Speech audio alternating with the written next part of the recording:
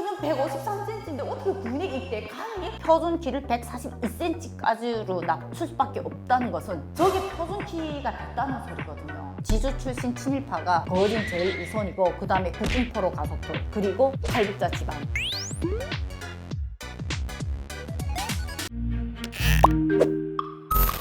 안녕하세요. 탈북 여군 장교 김정아입니다. 저는 17살에 병사생활 3년, 군사대학 1년, 장교생활 3년, 그리고 한계여단 무긴 탄약고를 관리하는 보위대장 직책 3년 해서 군에만 10년 동안 종사를 했고요. 병사 때 있던 병종은 해안경비대라는 병종이고 이제순 군사대학을 1년간 졸업을 하고 그 다음에 8.15 훈련소 기계화 장갑 보병으로 또 3년간 장교 생활을 했습니다. 그리고 한계여단 무기 탄약고를 관리하는 보위대장 직책을 민간인 신분에서 군의 무기 탄약고를 관리하는 좀 독특한 보직을 맡았댔어요. 제가 군에 종사한 지가 한 10년이 됐습니다. 군 복무가 의무인가요?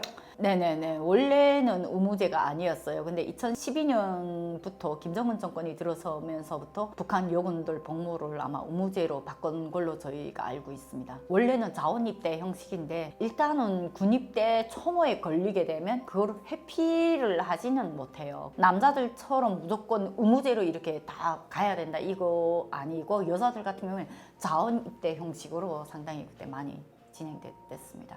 고난의 행군식에 많은 사람들이 죽고 특히 아이들이 많이 죽었어요. 그래서 인구 부족으로 해서 군입대 특히 여성들 같은 경우에는 자원입대가 아닌 의무제로 이제는 선발을 한다고 정책이 바뀐 걸로 저희가 알고 있습니다. 북한 여군에 입대하기 위한 조건들인데 맞아요. 이게 지금 저희 열병식 때부터 이 문제가 발생이 됐댔어요. 왜냐하면 저희 열병식 이전에는 무조건 열병식 표준 키가 160cm 내지 165cm 그 사이에서 162cm가 완전히 표준이었어요. 그래서 160cm 이하는 못 참간다 했어요. 제가 몇 년도 열병식 훈련을 했냐면 1997년 4.25 열병식 훈련을 1996년도부터 했거든요. 그 군사대학 시절에 이걸 했는데 그때 당시에 저희 때도 키가 없는 거예요. 제가 그때 당시 열병식 훈련 때 162cm였거든요. 162면 열병식 대열 그 종대에서 중간쯤에 들어가 있는데 제가 완전히 앞대열로 나간 거예요. 그만큼 키 큰 애들이 없었어요. 그러니까 마지막 맨 뒤쪽에 158cm가 실제로 선 걸로 제가 알고 있거든요. 그래서 원래는 열병식도 160cm 이하는 참가를 못하게 돼 있는데 그게 그렇게 기준 조건이 낮아졌다면서 애들이 점점 가면서 키 큰 애들이었고 키 작은 애들이 많다. 그때 그 얘기를 신체 검사할 때 저희가 들었어요. 그 부분이 왜 나오냐면 고난의 행군이 이미 90년대 초반부터 진행이 됐어요. 그리고 지금 2016년에 왜 키가 142cm로 작아질 수밖에 없냐면 애들이 영양 상태가 안 좋기 때문에 키가 클 수가 없는 거예요. 그럼 그 기준이 계속 낮아질 수밖에 없는 거죠. 장교로 인간했을 때 실제 저희 중대 3소대장이 얘 키가 몇 cm냐면 153cm인데 나왔더라고요. 그래서 저희가 엄청 놀라졌댔어요. 얘는 153cm인데 어떻게 군에 입대 가능해? 정말 그때 키 작았댔어요. 그래서 그때도 상당히 우려를 했거든요. 그게 90년대 후반인데 그 다음에 2000년대에 보니까 키 작은 군인들이 열착화돼서 종종 많이 보이더라고요. 그 문제가 지금 2016년에는 저렇게 북한 군 전체에서 표준 키를 142cm까지로 낮출 수밖에 없다는 것은 저게 표준 키가 됐다는 소리거든요. 저 소리가 맞을 거예요. 왜냐면 그때 당시 1990년대 후반에 이미 150cm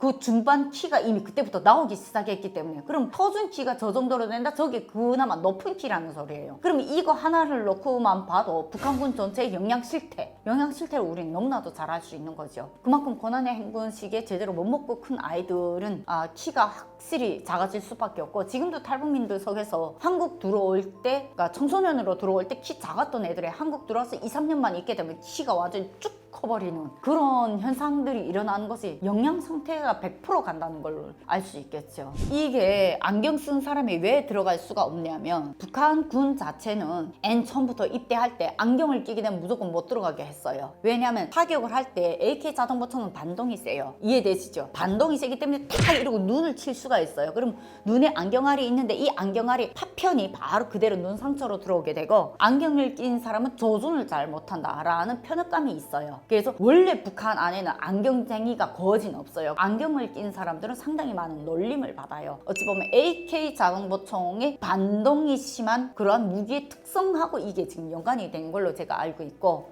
이혼 가정이 군입대 결격 사유가 된다는 건 저는 솔직히 개인적으로 처음 들어요. 그런 사례를 직접 보지 못했기 때문에 저는 처음 듣는 거죠. 그 군인을 뽑는 건데 집안까지 보는 건가요? 출신 성분, 손에 무기를 진 사람의 출신 성분은 그 총구가 국가를 향하냐 아니면 적한테 향하냐 라는 이념의 정리의 문제와 달려있기 때문에 이거는 북한에서는 상당히 좀 심각하고 중요한 문제죠. 네, 북한은 탈북자 집안을 싫어하면 친일파 집안을 더 싫어하나요?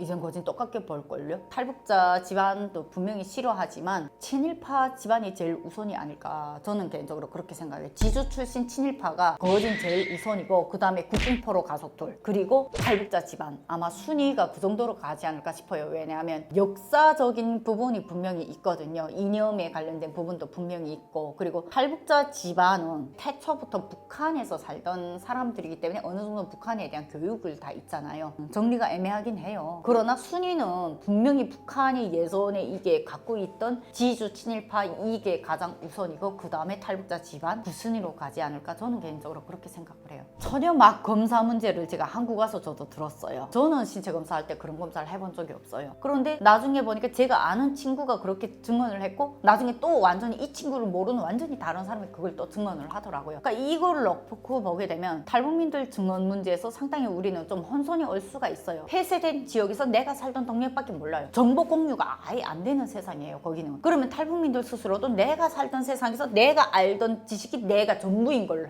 생각해요. 아 그건 거짓말이에요 라고 말할 수도 있는 거예요. 그 처녀검사를 받았다라고 증언한 친구들 대체로 특수부대 쪽이더라고요. 저같이 일반 병종에 군입대를 했던 군인들은 저런 신체검사를 안 받은 거예요. 병종에 따라서 신체검사 기준 조건이 분명히 다를 수밖에 없어요. 왜냐하면 그 병종에 따라서 그들이 해야 되는 역할이 분명히 다르기 때문에. 그래서 처녀검사 문제는 마지막에 저도 한국 와서 그렇게 정리가 되더라고요. 가끔씩 또 어떤 친구들이 있었냐면 저희 같은 경우에는 여단에서 배치됐다가 여단에서 신병훈련 끝난 다음에 완전히 부대 배치를 쭉 아래 하단 말단에 내려가잖아요. 그런데 신병훈련 끝난 다음에 총정치국이라던가 인민무력부 본국이라던가 이런 데 올라가는 친구들 거기 올라가서 또 다시 검사를 한다더라고요. 근데 거기에 올라가서 검사한 친구 한 명이 거기에서 그런 검사를 했다고 하더라고요. 너무 남성들 속에 둘러싸여 있는 직책이면 이런 검사를 하지 않냐 결론이 그렇게 나와지더라고요. 그 얘기를 하니까 생각나네. 천연막 문제. 천연막 문제가 전에 검사가 있은 걸로 알고 있어요. 근데 저희 때 천연막 문제가 검사가 없었던 이유가 그렇게 죽은 사건이 한 번 있었어요. 천연막이 자기 스스로 이렇게 터지는 경우도 있대요. 운동을 극심하게 하게 되면. 근데 신체 검사를 할 때 그 천연막이 터진 걸로 나와서 얘는 그 수치감 때문에 자살을 한 거예요. 근데 나중에 알고 보니까 얘 천연막이 터진 게 본인은 남 관계를 가진 적이 전혀 없는데 그러니까 얘가 절망을 하고 자기 이제는 여자로서 완전히 수치감을 이겨내지 못해서 끝내 자살을 해서 나중에 그래서 그 신체 검사에서 천연막 검사가 빠진 걸로 제가 알고 있거든요. 그걸 군사동부에서 내가 들은 기억이 있어요. 아 그게 왜 이제 생각나지? 신체 검사할 때는 뭐 저는 신체 검사를 2번을 했거든요. 신병대 입대할 때 1번 하고 그리고 군사대학 갈 때 1번을 했어요. 신체 검사할 때 여자들끼리 다 줄을 서고 완전히 다 벗은 거는 저는 거의 기억이 없거든요. 그렇죠. 한국에서는 인권 유린이잖아요. 아 진짜요? 아 한국에 와서 건강검진할 때 이게 다 옷을 주죠. 북한 분명히 그런 건 없어요. 아 그걸 한국에서는 벗었다고 말할 수 있겠구나. 팬티하고 브라지 정도만 입고 줄을 세워서 이렇게 하는데 분명히 남녀 이게 막은 분명히 돼 있어요. 왜냐하면 원래 북한이 가부장적인 나라이기 때문에. 근데 의사들이 가끔씩 남자가 있는 거는 분명히 있었어요. 그런 부분은 진짜 불편하긴 했어요. 북한에서 여자가 군대 안 가는 방법, 진단서 위조하는 방법밖에 없어요. 뇌물을 거해서 진단서를 위조하는 방법이 가장, 그거는 여자만 그런 게 아니라 남녀 거의 똑같고요. 그리고 북한에서 군대 나갈 때 꼭 제외되는 사람이 있어요.